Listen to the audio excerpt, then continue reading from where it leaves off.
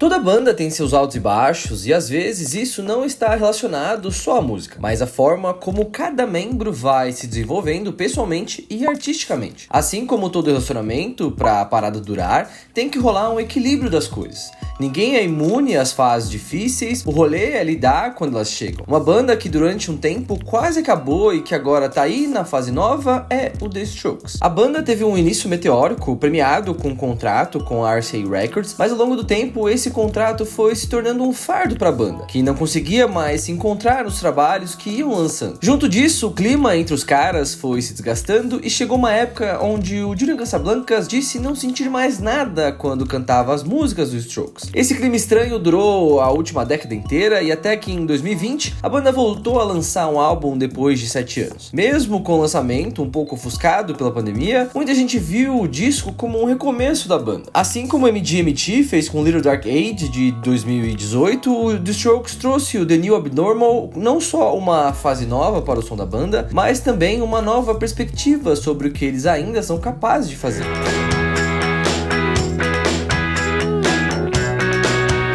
Você já deve ter escutado que os Strokes por muito tempo era apontado como a banda que salvou o rock. Mas então se eles foram tão importantes e inovadores assim, como eles chegaram na situação de quase acabar? Um tipo de história que é comum rolar no mundo da música é quando uma banda nova surge e logo ela assina com uma grande gravadora. Daí passa um tempo e a banda se vê presa na obrigação de fazer um som que não corresponda ao sucesso que ela tem. E isso aconteceu de forma parecida com os Strokes. Depois de lançarem o EP de estreia The Modern Age, a banda virou o alvo de grandes gravadoras, disputando para ver quem levava a banda no momento. Depois de algumas semanas, a banda assinou com a RCA um contrato que previa obrigatoriamente 5 álbuns para chegar ao fim. No começo, isso não foi um empecilho, na verdade, foi o que deu condições para a banda gravar os primeiros discos e com isso ganhar fama de, entre aspas, salvadores do rock. As coisas começaram a desandar quando eles estavam produzindo o terceiro álbum, First Impressions of the Earth, lançado em 2006. Até o momento,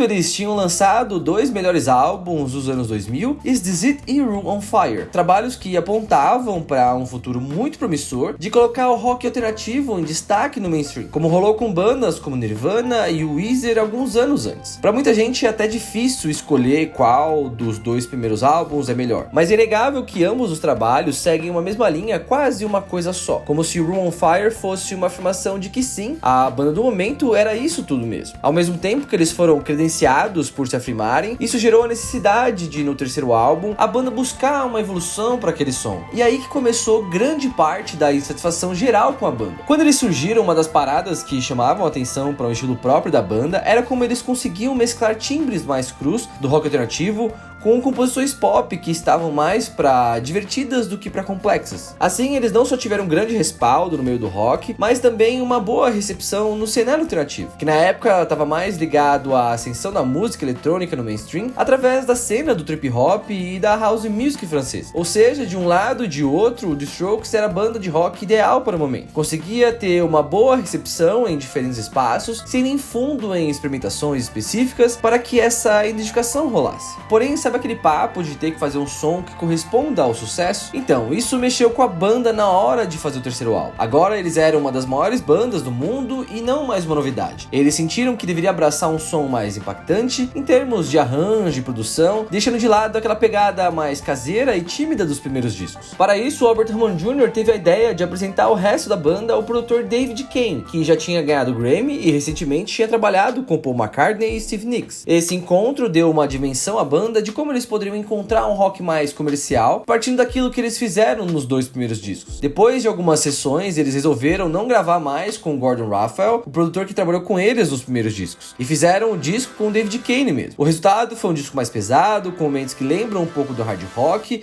e algumas bandas de post-grunge que estavam fazendo sucesso na época. Apesar do álbum render hits como o Juice Box, Hardin Cage e Only Live Once, a partir daí algumas opiniões começaram a se dividir sobre o que a banda estava fazendo. Grande Grande parte dos fãs gostou da forma como a banda trouxe um som mais ambicioso, que mostrava o lado mais virtuoso deles. Porém, parte da crítica começou a apontar que a banda tentava soar mais confiante, porém perdida na proposta de aliar a pegada mais alternativa do começo com as recentes ambições mais épicas. Os álbuns que vieram a seguir, Angles de 2011 e Come Down Machine de 2013, já formaram um consenso geral de que a banda perdeu a mão mesmo. Ao invés de querer soar mais roqueiro ou mais ambicioso, nesses trabalhos eles foram o synth rock dos anos 80, o que causou estranheza tanto nos fãs do começo da carreira, quanto nos fãs da fase mais roqueira. Mesmo com altos e baixos durante toda a carreira, a banda sempre teve impacto de seus trabalhos muito baseado na expectativa que geravam e não necessariamente no que eles faziam. Quando eles surgiram, poucos foram os que não deram o braço a torcer, até porque é muito difícil sacar a banda e formar uma opinião sobre o seu som, estética e relevância logo no começo. Mas até o terceiro disco, a galera via a banda mais como algo relacionado ao revival do post-punk, as referências sonoras que eles faziam às bandas nova-iorquinas do final dos anos 70. Quando eles quebraram isso de lançar o terceiro disco, indo para um lado mais pesado, aí ficou aquela ideia de que eles queriam ser uma banda de estádio, como algumas bandas de indie rock estavam fazendo naquela época, tipo Muse e o Kings of Leon. Novamente, eles deram uma quebra de expectativa na galera ao irem para uma direção mais autentista nos álbuns lançados. Apesar de serem diferentes, essas projeções sempre partiram do ponto de que, de alguma forma, eles eram uma banda que queriam ditar algo, ser uma referência, ser eternamente a grande novidade do rock. Porém, com o tempo, os movimentos dos caras foram em direções mais para longe dessa imagem. Um grande exemplo disso é o Julian Casablancas, que fez a Cult Records para fugir da obrigação contratual que ele tinha com a RCA por causa dos Strokes,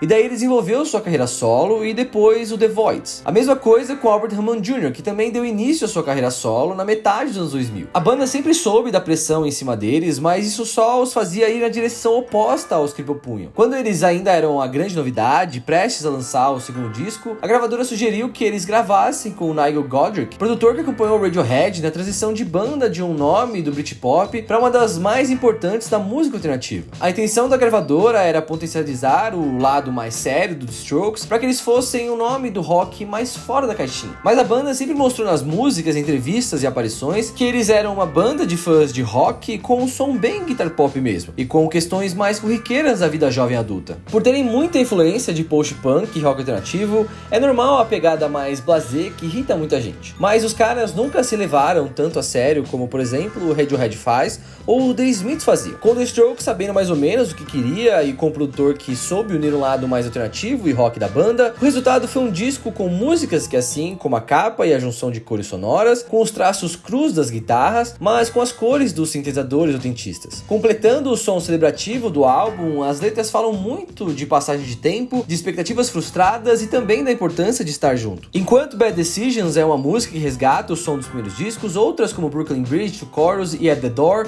mostram que finalmente eles acertaram a mão ao incorporarem o synth pop dos anos 80 que antes soava estranho. O clima meio otimista e reflexivo veio muito do processo de gravação, onde eles saíram de Nova York e foram para Malibu, na Califórnia, para gravar no estúdio de Ricky Rubin. Eles conviveram juntos durante todo o processo. O mais da hora é que, com a recepção positiva do disco, ganhando o Grammy e eles a fim de fazer shows de novo, é que o The New Abnormal foi importante não só para o presente da banda, mas também para o futuro. Bom, pelo menos o Julian já disse em entrevistas que dessa vez não vai demorar 7 anos para vir o álbum novo por aí, e que talvez eles até chamem o Ricky Rubin de novo, porque eles se sentiram bem à vontade com todo o processo. É como se eles tivessem se encontrado, sendo eles mesmos um novo The Strokes.